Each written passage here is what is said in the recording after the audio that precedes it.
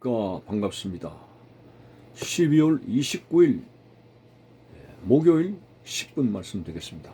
누가복음 16장 17절 18절 두 절을 읽겠습니다.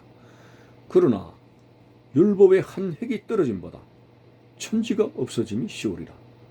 무릇 자기 아내를 버리고 다른 데 장가 드는 자도 가늠함이요 무릇 버림당한 여자에게 장가 드는 자도 가늠함이니라. 아멘. 자, 예수님께서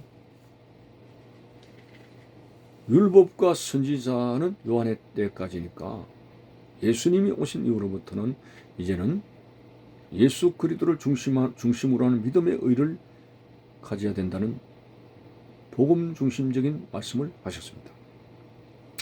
자, 그러다가 11절에 17절에 와서는 오해할 부분이 있기 때문에 예수님께서 그러나 율법의 한 획이 떨어짐보다 천지가 없어짐이 쉬우리라. 이 말씀 바꾸고 말하면 천지가 없어지더라도 율법은 없어지지 않는다. 이 말씀을 왜 했겠습니까? 예수 그리스도의 십자가를 통한 그 구원, 이것은 율법을 무시하고 율법을 폐지하는 그런 의미가 아닙니다. 오히려 예수님은 율법을 더 강경하게 설명했습니다. 오늘 본문에 보니까 자기 아내를 버리고 다른 데 장가 드는 자도 가늠함이 무릇 버림당한 여자에게 장가 드는 자도 가늠함이니라고 해서 구약시대의 율법보다 더 율법적인 그런 강조를 하신 겁니다. 구약시대에 모세는 이혼 정서를 가 있으면은 이혼이 가능하도록 했습니다. 이혼이 가능하도록 했습니다. 그렇지만 오늘 예수님께서는 오히려 그렇게 해가지고 아내를 버리게 되면은 다른 데 장가든다 하자. 그럼 그 사람 가늠하는 남자가 되고 그 남자가 버린 여자에게 장가드는 사람도 가늠함이라고 오히려 구약시대에 이혼 정서를 줘가지고 이제 이혼을 특별한 경우에 허락하게 되는 구약의 율법보다도 더 강경한 율법을 주님께서 말씀하신 것입니다. 이혼 정서를 줘가지고 이혼하게 될 때에 그 여자를 버렸다 이거죠. 그 버린 여자에게 장가드는 남자도 가늠하게 되는 것이라고까지 더 구약의 율법의 의무보다 더 강경한 율법을 말씀하셨습니다.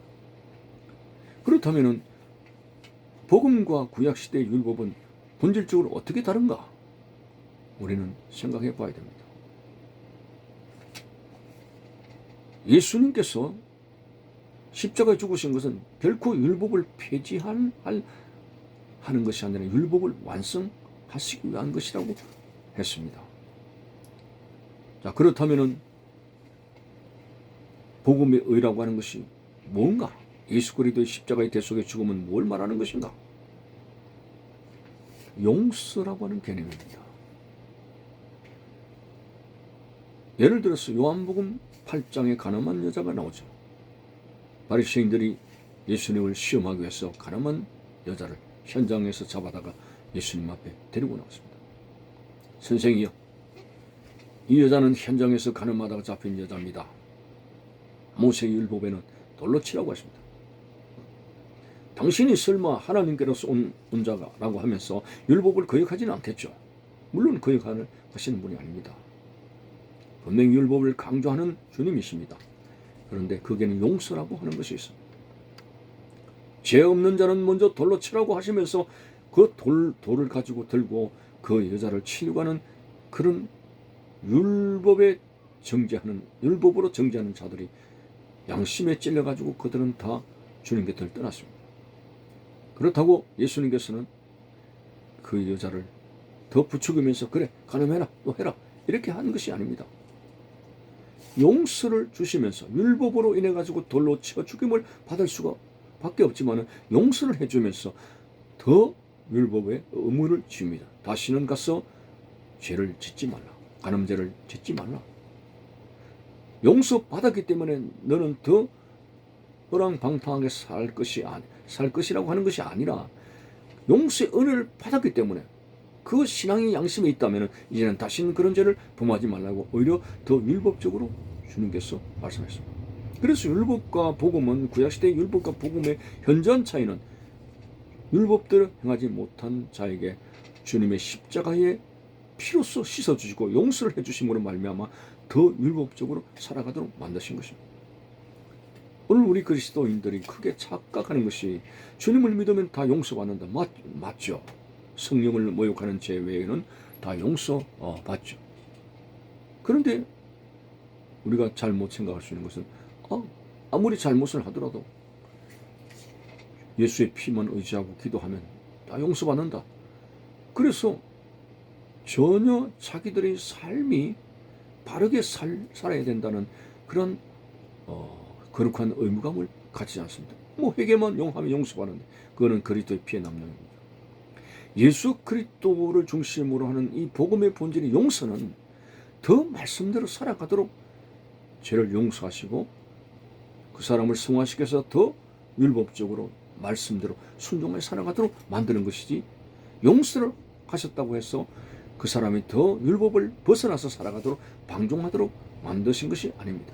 그래서 예수님은 주님의 십자가의 죽음은 율법을 폐지하는 것이 아니라 율법을 완성하시는 것이라고 했습니다. 오늘 우리 그리스도인들 용서받았기 때문에 더 우리는 주님의 계명을 지키며 살아가야 된다고 하는 것입니다. 물론 계명이 예수님의 의보다, 예수님의 십자가의 피보다 앞서서는 안 됩니다. 우리는 율법의 행위를 완벽하게 가질 수 없기 때문에, 그렇기 때문에 주님의 십자가의 피로부터 용서받고서 점점 더 성화돼 가지고 죄를 벗어나서 말씀대로 율법대로 살아가야 된다는 우리의 거룩한 본분을 잊어서는 안 된다는 것입니다. 오늘날 한국 교회만 하더라도 불신자들에게 많이 저항을 받습니다. 예수 믿는 사람도 똑같아, 우리보다 더해. 이것은 정말 우리가 깊이 생각해 봐야 됩니다. 그리스도의 피를 남용하는 생활은 아닌지, 우리가 예수님의 십자가의 피를 통해서 용서받지만은 그러나 다시는 죄를 지지 말라는 그 율법의 어떤 지켜야 될 본분을 우리가 생각을 해야 됩니다. 용서받았고 예수님의 피로 의로움을 받았다고 해가지고 내 마음대로 더 엉망으로 살아라고 주님께서 그렇게 의를 입혀주신 것이 아닙니다. 그런 나의 많은 죄를 용서하셨기 때문에 더 말씀으로 가까이 가고 더 말씀으로 순종해서 살아가며 우리의 삶이 자꾸만 바뀌어져야 한데 변화되어야 된다는 의미를 주님께서 심어주시게 되는 것입니다. 오늘 말씀이 바로 그겁니다. 율법의 한 획이 떨어짐보다 천지가 없어짐이 쉬우니라. 그러면서 율법 위에 율법이라고 하는 복음적인 지향성을 무릇 자기 아내를 버리고 다른 데 장가드는 자도 가늠하며 무릇 버림당한 여자에게 장가드는 자도 가늠함이니라고 하면서 더 복음적인 사랑을 받는 자가 더 법을 지켜야 된다고 주님께서 강조하고 계시는 것입니다. 자, 그래서 오늘 우리들이 이 땅에 살아가면서 참 우리가 행위를 통해서 율법을 지킴으로써 구원을 얻을 수 있는 희망은 없습니다. 보십시오. 구약시대의 율법 조항이 3만여 가지가 더 될 수 있는데 그런 조항을 어떻게 일일이 다 지켜낼 수 있습니까? 그거 못 지키면 구원이 없는데. 그래서 우리 주님은 십자가를 통해서 용서하시는 겁니다. 그리스도의 피만이 우리를 살 수 있기 때문에, 그래서 흠없는 하나님의 아들 예수 그리스도가 십자가의 제물이 되셔야 됐고, 그 흠없는 예수 그리스도, 어린 양 된 예수 그리스도의 죽음을 통해서 우리가 용서받지 않습니까? 그래서 천국으로 가지 않습니까? 그렇다고 해서 이제는 부담 없이 죄만 지라고 하는 것이 아닙니다. 더 양심의 가책을 가지면서 이제 용서받았기 때문에 더 하나님 앞에 말씀으로 가까이 다가가서 율법적인 조항을 지키려고 애를 쓰는 모습이 되어야 되는 거죠. 뭐 율법적인 조항이라 하기 해서 뭐 제사법전을 그대로 지켜야 된다, 그런 건 아닙니다. 이미 예수님은 단번에 자신이 제물이 되어서 죽으셨기 때문에 제사법, 구약시대에 심성을 바치는 제사의 법전으로 돌아가는 것이 아니라 율법의 본질이라고 하는 의를 행할 수 있는 그런 자리로 스스로 복음의 은혜 가운데 살아가지만은 의를 행해야 된다는 그런 자리로 가야 된다고 하는 것이 복음의 가르침입니다. 어쨌든 예수 그리스도의 십자가를 욕되게 하지 않는 삶, 주님의 무한하신 십자가의 은총을 용서받았다면 다시금 율법적인 의를 행할 수 있는 우리의 모습들 잊지 말아야 될 것입니다. 그것이 바로 그리스도의 본분이요, 그리스도의 삶의 형제라고 하는 사실을 잊어서는 안 될 것입니다. 감사합니다.